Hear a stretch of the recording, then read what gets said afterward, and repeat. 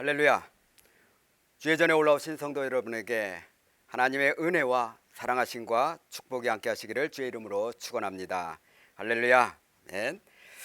우리가 보통 전도할 때 또는 신앙생활하면서 많은 사람들에게 복음을 증거할 때 여러분들의 마음은 어떠한 마음이며 어떠한 행동으로 어떠한 말씨로 그들에게 하나님의 말씀을 전하고 계십니까? 참으로 쉬운 것 같지만 굉장히 어려운 것 같습니다. 왜냐하면 실제적으로 우리가 듣고 이렇게 하면 되겠다라고 생각은 하지만 내가 실제적으로 나가서 전도하려고 하면 입이 떨어지질 않습니다. 또한 내가 생각했던 대로 그러한 말씀이 전해지지 않는다고 하는 거죠. 그래서 우리가 기도보다 어려운 것이 오히려 전도가 아닌가 생각을 해봅니다. 바로 이러한 모습은 내가 그동안의 신앙생활하면서 우리 교회에서 전도의 어떠한 그런 훈련과 또한 기도의 훈련과 신앙생활의 여러 가지 훈련된 모습 속에서 일체적으로 자연스럽게 이렇게 나타내지고 보여져야 되는데 그렇게 되기가 참으로 어렵습니다. 그래서 우리는 교회에서 이렇게 이야기합니다.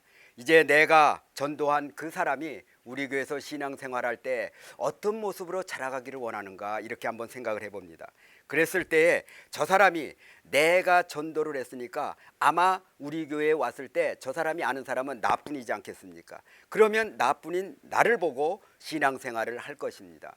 그랬을 때 과연 저 사람이 나를 보고 신앙생활을 함에 있어서 나 정도는 신앙생활로 자라가기를 원한다라고 한다고 할 것 같으면 여러분의 신앙생활의 점수가 나온다는 거죠. 나 정도는 되어져야 된다. 나 정도는 되어져야 된다고 했을 때 나는 잘 믿고 지금 나가고 있다는 거예요. 그런데 내가 생각해도 내 신앙생활이 아니올시다. 그러면 내가 전도했지만 내가 우리 교회로 데리고 왔지만 나처럼 믿어서는 안 된다라고 했을 때는 나에게 뭔가가 문제가 조금 있지 않나 생각해 볼 수가 있습니다. 내가 교회를 그렇게 수없이 다니고 수많은 경험과 수많은 교회를 보면서 내 나름대로의 신앙생활을 이렇게 지내왔지만 내가 전도한 사람이 나처럼 믿어서는 안 된다고 하면 이거 큰 문제가 된다고 하는 거예요. 성경 보는 것 1년에 한 번 보고 기도하는 것 1년에 한두 번 하고 식사할 때만 하고 또 교제하는 것 봉사하는 것 어떻게 하면 내가 이리저리 빼고 안 하려고 하고 이런 모습을 내가 전도한 사람에게 보여줄 수 있다고 하는 것이 얼마나 어리석습니까? 아마 창피해서 말도 못할 겁니다. 그런데 내가 전도한 사람이 최소한도 나처럼은 믿어야 된다라고 하는 확신과 자신감을 가진다고 할 때 내 전도의 모습, 내 신앙의 모습, 내 생활의 모습은 어떻습니까? 나는 주일 성수는 무슨 일이 있어도 빠지지 않습니다. 봉사 빠지지 않습니다. 하나님께 드리는 11조 빠지지 않습니다. 또한 여러 가지 일들 할 때 하나님의 일이라고 하면 우선순위를 두고 봉사할 수 있는 그러한 나의 신앙생활을 보고 내가 전도한 새로운 저 사람이 배워온다고 할 것 같으면 따라온다고 할 것 같으면 그거보다 더 큰 축복이 어디 있겠습니까? 바로 저와 여러분이 내가 믿은 새로운 사람이 나처럼은 믿어야 된다고 하는 확신과 그러한 신앙생활하는 저와 여러분이 되시길 주의 이름으로 축원합니다. 이것이 우리의 신앙이어야 된다고 하는 겁니다. 오늘 로마서 서신에는 가장 첫 번째 1장 1절로부터 시작하는 것이 무엇입니까? 바로 소개입니다. 그래서 전체적인 맥락은 1장에서 4절까지가 우리는 믿음을 봅니다. 그리고 5장부터 11장까지가 소망입니다. 그리고 12장부터 16장 마지막까지가 사랑으로 결말을 맺어주고 있습니다. 바로 이러한 모습에서 우리는 삶의 적용을 어떻게 해야 되는지를 우리에게 가르쳐주고 있다고 하는 겁니다. 믿음으로 사는 삶의 어떠한 그러한 적용, 영적 예배, 또한 사랑의 빚진 자, 예수 안에서의 자유, 성교관 이러한 모습들이 주님께서 우리를 통하여 주시는 바로 하나님의 비전이라고 하는 겁니다. 그래서 본문 처음에 시작하는 부분이 분명히 소개의 부분이지만은 여기에는 중요한 포인트가 있다고 하는 겁니다. 우리의 교회 공동체가 어떻게 예수 그리스도의 복음에 따라 생활하는가 또는 선교적 삶의 현장으로 투영해 가르쳐주고 있는가 이것을 우리에게 보여주고 있는 것입니다. 나의 주인이 누구이냐는 거예요. 내 직임이 뭐냐는 거예요. 또한 나의 존재의 목적이 무엇이냐는 것을 한마디로 서두에서 가르쳐주고 있다고 하는 겁니다. 가장 쉬우면서 가장 보편적이고 가장 이해하기 쉬운 그러한 편한 말인지는 모르지만 이것처럼 대답하기 어려운 말도 없다고 하는 거죠. 나의 주인이 누구냐는 거예요. 너의 주인이 누구냐는 거예요. 바울에게 묻습니다. 너의 주인이 누구냐? 바로 예수 그리스도의 종 바울은 사도로 부르심을 받아 하나님의 복음을 위하여 택정함을 입었으니 여기에 해답이 다 있다고 하는 거죠. 나의 주인은 누굽니까? 예수 그리스도라고 하는 거예요. 또 나의 지금이 뭡니까? 사도로 부르심을 받았다고 하는 거예요. 나의 하나님의 복음을 위하여 존재한다고 하는 거예요. 저와 여러분이 바로 나의 주인이 예수 그리스도시요 나의 지금이 사도로 부르심 받았으며 나는 하나님의 복음을 위하여 존재한다고 하는 그러한 신앙 고백이 저와 여러분의 있기를 주의 이름으로 축원합니다. 우리가 성경 공부를 통해서 늘 배우고 있습니다. 바로 세상을 구원하기 위해서 우리에게 세 가지를 주님이 주셨다고 할 것 같으면 우리는 그것을 어떤 것으로 받아 적용해야 되는 거죠. 바로 그것이 복음이라고 하는 거죠. 소명이라고 하는 거죠. 바로 그것이 성령의 능력인 줄로 믿으시기를 바랍니다. 우리의 힘이 아닌 성령의 능력을 의지하여 전도인의 삶을 살아가는 저와 여러분이 되시기를 주의 이름으로 축원합니다. 우리가 복음을 위한 존재라는 것을 깨달았다면 바울은 빌립보서 1장 27절에 이러한 말씀을 합니다. 오직 너희는 그리스도 복음에 합당하게 생활하라 라고 얘기합니다. 복음에 합당한 생활을 하는 사람, 복음을 위한 존재라고 하는 것이 얼마나 귀한 말씀인지 모릅니다. 생활하라고 하는 것은 무엇입니까? 폴리티오라는 말이에요. 즉 하늘나라 천국 시민으로 행할 바를 행하라고 하는 말이에요. 저와 여러분이 미국에 살면서 미국 시민으로 미국에 영주하는 영주의 사람으로 생활을 하려고 할 것 같으면 미국에 있는 법을 준수해야 합니다. 거기에 맞는 생활을 해야 합니다. 때로 우리가 이렇게 많이 그런 사람들을 보는데 한국 사람들끼리 서로 만나면 아직도 한국식으로 그냥 밀어붙이는 사람들이 있습니다. 무조건 자기식으로 하려고 하는 사람이 있어요. 타협이 안 되는 사람이 있습니다. 자기 주장대로만 밀고 나갑니다. 나는 왕년에 이렇게 했으니까 이렇게 될 것이라고 계속 우깁니다. 이러한 모습들이 뭡니까? 이러한 모습들은 아직도 내가 지금 어떻게 생활해야 되는지는 그러한 선 위치를 알지 못한다고 하는 거예요. 생활하라 폴리티오, 하늘나라 천국 시민으로 행할 바를 행하라는 거예요. 저와 여러분이 그리스도인이 되었다고 할 것 같으면 천국 시민 그리스도인으로 합당한 생활을 하라고 하는 거예요. 그 합당한 말이 약시오스라고 이야기합니다. 그것은 무엇입니까? 가치에 따라, 즉 하늘나라 시민권이라는 엄청난 특권을 가진 사람들에게 행할 바를 행하라고 하는 거예요. 그러니까 생활을 하라라고 하는 것과 합당하게라고 하는 말은 같은 의미의 맥락이라고 할 수가 있다고 하는 겁니다. 그렇다면 이러한 하늘나라 시민으로서의 천국 시민으로서의 예수 그리스도의 자녀답게 살 수 있는 그러한 특권을 누릴 수 있다고 하는 것, 이것은 무엇을 기준으로 하는 거냐 이거죠. 그 기준이 바로 로마서 1장 2절에 나옵니다. 오늘 본문 2절에 보니까 이 복음은 이렇게 나옵니다. 4절 끝부분에 보니까 곧 우리 주 예수 그리스도시니 이렇게 이야기합니다. 이 복음은 무엇입니까? 한마디로 얘기하면 예수 그리스도라는 거예요. 우리의 모든 생활, 합당하게 신앙인으로서의 생활을 하는 그 기준이 바로 뭐냐면 예수 그리스도라고 하는 거예요. 복음이라고 하는 거예요. 그래서 복음이 굉장히 중요합니다. 복음에 합당한 생활의 기준이 복음이라고 한다고 할 것 같으면 저와 여러분이야말로 바로 예수 그리스도의 자녀요 예수 그리스도의 사람으로서의 복음을 위한 존재인 줄로 믿으시기를 바랍니다.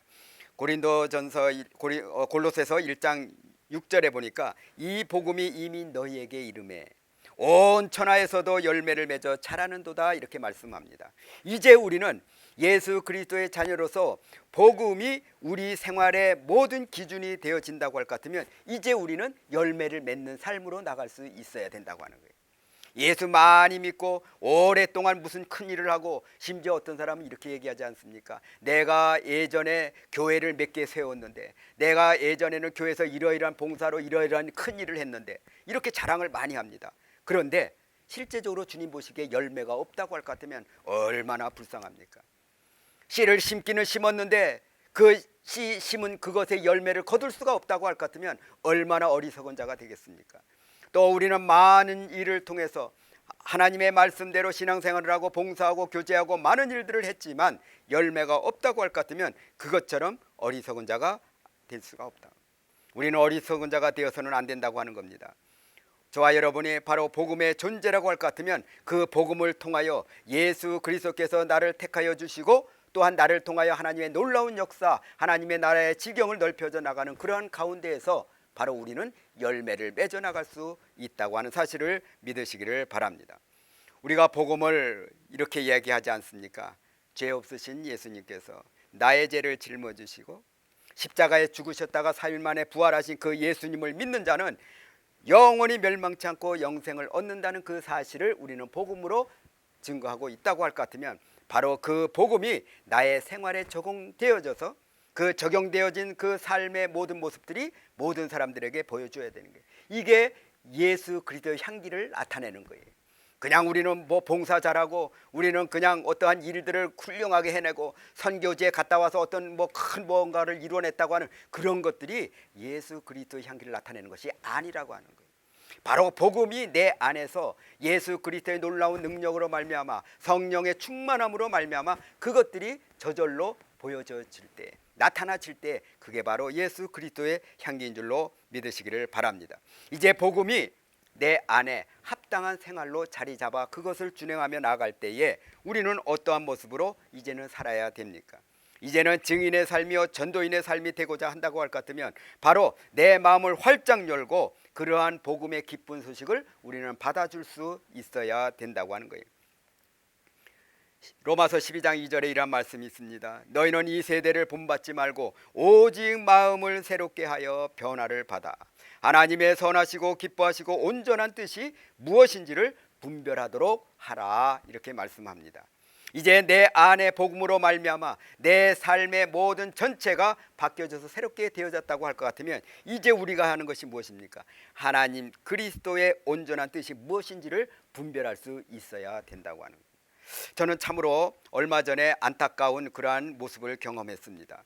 제가 예전에 함께 같이 한 교회에서 봉사했던 어느 장로님을 아주 몇 년 만에 길에서 만나게 되었습니다. 그 장로님에게 우리는 반갑게 인사를 했습니다. 장로님 여전하시죠? 예, 지금 봉사하고 있는 교회 열심히 하고 계시죠? 예. 그런데 그분이 머뭇머뭇합니다. 그게 무슨 일인가 했어요. 그랬더니 자기는 교회는 교회인데 여기 구원파 교회 여기 어디 있습니까? 거기에 나간다는 거예요. 아니 그분이 장로로서 분명히 장로로서 함께 사역을 했고 또 큰 교회에서 그분이 그 사역했던 것도 알고 있고 그럼에도 불구하고 그분이 인생 말년에 이단적인 그러한 구원파 그쪽 교회에서 뭐 다니고 있다는 그 얘기를 들었을 때 저는 정말 놀라움을 금치 못했습니다. 어떻게 수십 년을 예수 믿고 신앙생활했던 또 기름 부음을 받은 그러한 장로임에도 불구하고 어떻게 인생 말년에 한순간에 사탄 마귀의 어떤 분별성을 잃어가지고 그냥 그쪽으로 그렇게 빠져버렸는지 저는 이해할 수가 없었습니다. 그래서 우리는 늘 생각합니다. 온 천하에서도 열매를 맺어 자라는도다. 온 천하에서 어디에 있든지 예수 그리스도의 자녀는 분명하게 하나님이 잡고 있는 사람입니다. 하나님께 붙잡힌 바 되어진 사람은 하나님의 일을 위하여 어쩔 수 없이 그 일을 감당할 수 있어야 된다고 하는 거예요. 내 마음대로 빠져나갈 수가 없는 겁니다. 그러나 그 안에 예수 그리스도가 있지 아니한다고 할 것 같으면 어떠한 사설이나 어떠한 요설이나 어떠한 모든 세상적인 그러한 것에 휘둘려서 그쪽으로 빠질 수밖에 없다고 하는 거예요. 오직 마음을 새롭게 하지 않으면 우리는 넘어질 수가 또 오직 우리는 변화를 받지 않고 하나님의 선하시고 기뻐하심을 모른다고 할 것 같으면 하나님의 온전한 뜻을 분별할 수가 없다고 하는 거예요. 그래서 빠지는 거예요. 그래서 이단으로 빠지고 저쪽으로 빠지고 뭐 엉뚱한 데로 나갈 수밖에 없다고 하는 거예요. 바로 단순한 생각이 마음이 아니라 내 안에서 나를 움직이는 지휘 통제소 역할을 하는 즉 컨트롤 센터 예수 그리스도가 있어야 된다고 하는 거예요. 예수 그리스도가 컨트롤 센터의 주인이실 때에 내 마음이 온전히 성령 충만함을 받을 수가 있다고 하는 거예요. 이제 우리의 마음에 하나님께 사로잡혀야 합니다. 먼저 그렇게 하지 않으면 세상을 따르게 된다는 사실을 우리는 기억해야 된다고 하는 겁니다. 누가복음 24장 44절에 말합니다. 너희에게 말한 바라고 하는 것은 우리가 들었다는 거예요. 내가 들었다는 거예요. 그런데 이제 저의 마음을 열어 성경을 깨닫게 해 주시고 라고 말씀을 합니다. 내 마음을 열고 그리고 나서 성경을 깨닫게 해주신데 그게 누구예요? 예수 그리스도라고 하는 것이에요. 그래서 에베소서 2장 8절에 이렇게 말합니다. 그 은혜를 인하여 믿음으로 말미암아 구원을 얻었나니 이것이 너에게 난 것이 아니요 하나님의 선물이라 이렇게 얘기합니다. 그러니까 내 뜻대로 내 의지대로 되는 것이 아니라고 하는 거예요. 세상에서 뭐 박사학위 몇 개 받았고 뭐 훌륭한 어떤 일을 하고 교회 수천 뭐 수만 수십만의 어떠한 그러한 지도자 리더가 되었다 하더라도 그것은 자기 뜻대로 되어지는 것이 아니라고 하는 거예요. 그래서 믿음은 들음에서 나며 들음은 그리스도의 말씀으로 말미암았느니라. 하나님의 말씀의 복음은 바로 예수 그리스도의 역사인 줄로 믿으시기를 바랍니다. 성령의 역사인 줄로 믿으시기를 바랍니다. 성령이 내 안에 충만함으로 채워질 때에 바로 거기에 복음의 역사가 시작되어진 줄로 믿으시기를 바랍니다. 우리가 들음은 쉐마를 얘기합니다. 그래서 신명기 6장에 어떻게 이야기합니까? 들으라 들으라 이스라엘에 들으라 이렇게 이야기합니다. 먼저 우리는 들을 줄을 알아야 되는 거예요. 마음문을 열어야 됩니다. 그런데 우리는 듣기를 싫어합니다. 자꾸 피합니다. 어떻게든지 내 상식대로 내 경험대로 내가 가지고 있는 어떠한 그런 원칙대로 하려고 하는 거예요. 그러니까 교회가 시끄러워지는 거 아니겠습니까? 머리로 아는 경우는 우리는 뭐라고 얘기합니까? 상식적인 신앙생활이라 이렇게 얘기합니다. 머리로만 하려고 하는 거예요. 내가 이렇게 하니까 되더라는 거예요. 내가 저렇게 하니까 이렇게 안 되더라는 거예요. 그러니까 여러분들은 내가 얘기하는 대로 따라오라는 거예요. 이것은 결코 바람직하지 않다고 해요. 머리로 하는 신앙이에요. 이거 상식적인 신앙생활이에요. 근데 어떤 사람은 또 느낌으로 하는 사람이 있어요. 감정적으로 이야기합니다. 감성적으로 신앙생활을 하는 거예요. 내 기분이 좋아지고 내 마음에 흡족하면 그것이 은혜 받은 거가 되죠. 내가 너무나 참 저 사람들에게 너무나 참 나를 잘 따라오고 내 원하는 대로 다 해주고 얼마나 좋은지 모릅니다. 그러한 모습들이 되어질 때 나는 가지고 있는 모든 것들을 드리려고 합니다. 그것은 결코 주님이 주시는 은혜의 신앙생활이 아니고 자기만이 아는 느낌으로 가는 감정적인 신앙생활인 것을 우리는 기억해야 합니다. 습관으로 하는 경우도 있습니다. 하도 많이 들어서 이제는 저절로 자동적인 신앙생활을 하는 거예요. 뭐 누가 얘기하지 않아도 자동적으로 하는 거예요. 우리가 예배 시간에 늦게 오시는 분들이 있지 않습니까? 그분은 어쩌다가 늦게 올 수도 있어요. 그러나 대부분이 보면 늘 그 시간 늦게 옵니다. 그거는 자기가 일찍 가려고 하는데도 습관적으로 항상 그렇게 되어지는 거예요. 이게 습관적인 거예요. 자동적인 신앙생활을 해서는 안 돼요.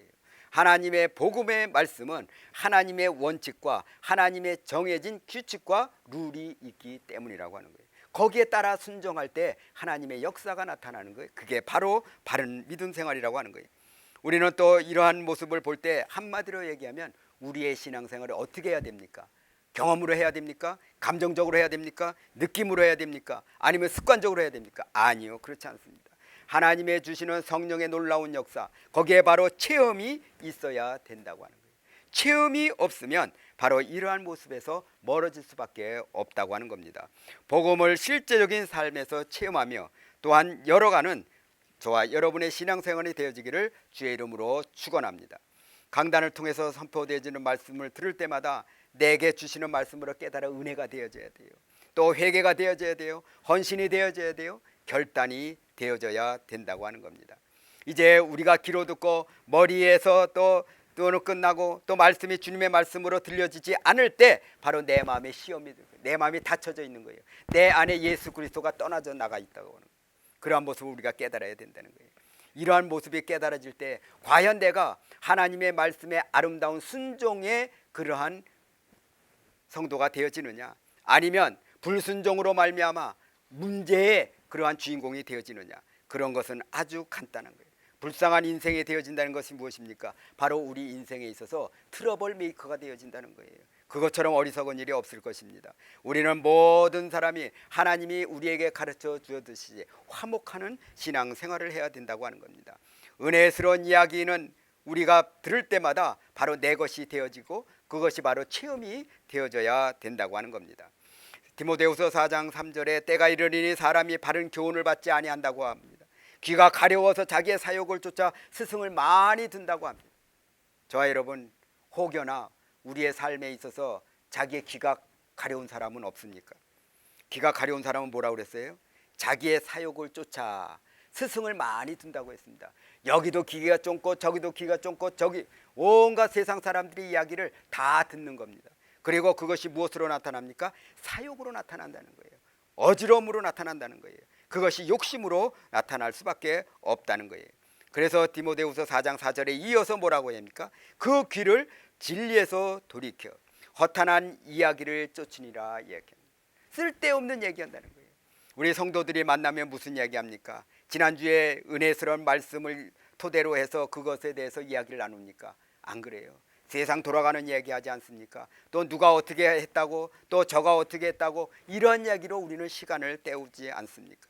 이러한 모습들이 바로 열린 마음으로 하나님의 말씀으로 말미암아 은혜 충만하고 성령 충만한 모습으로 사는 모습에서 멀어질 수밖에 없다고 하는 거예요. 저와 여러분이 하나님의 말씀 잘 경청함으로 말미암아 하나님의 말씀에 순종하는 마음으로 듣고 신앙생활에 적용해 나가시기를 주의 이름으로 다시 한번 축원합니다. 하나님이 기뻐하시는 증인의 삶이요 전도인의 삶이라고 하는 것은 그만큼 말씀을 들었을 때, 그것이 채워졌을 때 바로 이제 하나님의 말씀에 어떻게 반응하느냐에 따라서 우리는 신앙생활이 어떻게 가느냐를 가름해 볼 수가 있다고 하는 거예요. 내가 하나님의 말씀에 어떻게 반응하느냐 이거예요. 내가 신앙생활 하는 데 있어서 저 사람이 나에게 어떻게 하든지 간에 나는 어떠한 반응의 모습을 보이느냐, 이것이 바로 순종이라고 하는 거예요. 여러분, 순종은 무조건 따라가는 것만 순종이 아니에요. 내가 반응을 어떻게 보이느냐는 것도 순종이에요. 하나님의 말씀에 이렇게 가라 했는데 내가 가지 않고 잠시만 기다리세요, 내 이 일을 해놓고 따라가겠습니다 라고 하는 것도 반응이잖아요. 저 사람이 나에게 어떤 시험적인 어떠한 별로 아름답지 못한 말을 나에게 해줬을 때 내가 화를 내느냐, 내가 참고 기다리느냐, 말을 안 하느냐, 그것도 반응이잖아요. 우리의 반응, 크리스찬의 반응의 모습은 어떻게 나타나느냐가 굉장히 중요하다고 하는 겁니다. 문제에 대해서 반응하지 말고 하나님의 말씀에 반응하는 저와 여러분 되시길 주의 이름으로 축원합니다. 지나가는 떠도는 이야기에, 어떤 시험 받을 얘기에 너무 반응하지 말라는 얘기예요. 오직 하나님의 말씀에 반응하는 저와 여러분 되시기를 주의 이름으로 축원합니다. 사도 바울이 고린도 후서 12장에 쭉 보면은 육체의 가시 질병에 대해서 나옵니다. 그런데 그가 사도 바울이 쓴 문서에, 서신서에 13권이 있었지만은 거기에 내 몸이 너무너무 아파서 육체의 가시로 말미암아 주의 말씀을 순종하기에 너무 어렵습니다라고 한 구절은 하나도 없어요. 딱 한 번으로 끝나요. 저는 이것을 볼 때 굉장히 깊은 뜻을 하나 깨달았습니다. 뭐냐면, 내가 과거에 어떤 아픈 상처가 있다고 할 것 같으면요, 그거를 갖다가 수십 년 울고 먹어. 계속 만나는 사람마다 얘기하는 거예요. 아니 그게 뭐가 자랑이라고. 그렇게 하면 안 된다는 거예요. 말씀에 반응하는 자가 되어졌을 때 하나님이 그를 칭찬하며 더 큰 그릇으로 쓰임받을 수 있다는 사실을 우리는 기억해야 돼요. 계속 과거에 어떠한 있었던 사건과 과거에 아름답지 못했던 그런 일들을 계속해서 되풀이한다고 할 것 같으면 그는 거기에 계속 머물러 있는 신앙인이 될 수밖에 없다고 하는 거예요. 그래서 믿음의 영웅은 뭐라고 얘기합니까? 하나님의 말씀에 반응하는 사람이 믿음의 영웅이라고. 그리고 믿음의 영웅은 하나님의 일에 반응하는 사람을 우리는 믿음의 영웅이라 이렇게 이야기합니다. 그렇다고 할 것 같으면 증인의 삶은 뭐예요? 증인의 삶은 하나님의 말씀에 반응하는 믿음의 삶이 바로 증인의 삶이라고 하는 거예요. 세상적인 것에 반응하는 것이요, 그거 별로 우리하고 도움이 되지 않습니다. 세상, 요즘에 한국 뉴스를 보면 얼마나 심란한지 모릅니다. 맨 나타나는 이야기가 강도 이야기요, 살인 이야기요, 또는 세상적인 어떠한 그런 얘기들이 나타나고 있다고 하는. 그랬을 때 우리는 거기에 민감하게 반응할 필요가 없어요. 단 우리는 하나님의 말씀에 반응할 줄 알아야 됩니다. 이럴 때 하나님의 말씀은 무엇을 이야기하는가? 이 마지막 세대에 하나님은 우리에게 무엇을 주시려고 저런 환경을 주시는가? 이것을 먼저 알고 반응해야 된다고 하는 거예요. 하나님의 말씀에, 하나님의 음성에 반응하면 바로 부흥의 역사가 나타나는 줄로 믿으시기를 바랍니다. 바로 말씀에 반응하면 하나님의 놀라운 기적이 내 안에서 일어나는 줄로 믿으시기를 바랍니다. 말씀에 반응하면 은혜가 되어진 줄로 믿으시기를 바랍니다. 우리의 삶이 새롭게 변화되어질 줄로 믿습니다. 성경에서도 이 반응에 대해서 많은 부분이 할애되어지고 있습니다. 베드로가 설교할 때 어떻게 얘기합니까? 사도행전 2장에 보니까 이런 얘기가 나옵니다. 저희가 이 말을 듣고 군중 듣는 사람이 얘기합니다. 그들이 어떻게 얘기합니까? 베드로의 설교를 듣고 나서 마음에 찔려 이렇게 합니다. 마음에 찔려 우리가 어찌할꼬 회개하는 거예요. 그러니까 그게 반응이라고 하는 거예요. 우리는 하나님의 말씀과 하나님의 어떠한 그러한 순종의 어떤 메시지가 있을 때 우리는 어떻게 반응합니까? 바로 이러한 마음에 찔려 우리가 어떻게 회개할꼬라고 하는 반응이 저와 여러분이 나타나기를 주의 이름으로 축원합니다. 반면에 스데반이 설교할 때 또 한번 보십시오. 스데반이 설교할 때 사도행전 7장에 보면은 이렇게 나옵니다. 저희가 이 말을 듣고 하고 그 군중들이 어떤 반응을 보여줍니까? 이를 갈건을 그랬어요. 죽이겠다는 거예요. 쳐 죽이겠다는 거예요. 있어서는 안 돼요. 들을 필요가 없다는 거예요. 이게 반응이에요. 하나님의 말씀이 선포되어질 때 저와 여러분이 내 마음에 찔려 우리가 어찌할꼬 회개하는 심정으로 다가가기를 원하십니까? 아니면 저거는 나와는 상관이 없다. 도대체 저 말은 말이 되지를 않아. 나와는 전혀 관계가 없다. 라고 그러한 반응을 보이겠습니까? 하나님께 반응했더니 어떻게 나옵니까? 바로 하나님의 영광과 함께하는 그러한 스데반. 바로 이것이 하나님의 원하시는 반응인 줄로 믿으시기를 바랍니다. 고린도후서 1장 20절에 이렇게 얘기합니다. 그런즉 그로 말미암아 우리가 아멘하여 하나님께 영광을 돌리게 하였다 이렇게 얘기합니다. 왜? 하나님의 약속은 얼마든지 그리스도 안에서 이해가 되기 때문인 줄로 믿습니다. 이것이 바로 믿음의 축복이라는 사실을 믿으시기를 바랍니다. 이제 고린도후서 4장 18절에 이렇게 얘기합니다. 우리가 사방으로 우겨싸움을 당해도 쌓이지 아니하며 답답한 일을 당하여도 낙담하지 아니하는 것. 핍박을 받아도 버림받아 되지 아니하고 거꾸로 뜨림을 당하여도 망하지 아니한다라고 했습니다. 왜? 하나님께 반응하면 망한 것이 아니기 때문입니다. 하나님께 반응하면 끝난 것이 끝나는 것이 아니라고 합니다. 하나님께 반응하면 실패한 것이 아닌 줄로 믿습니다.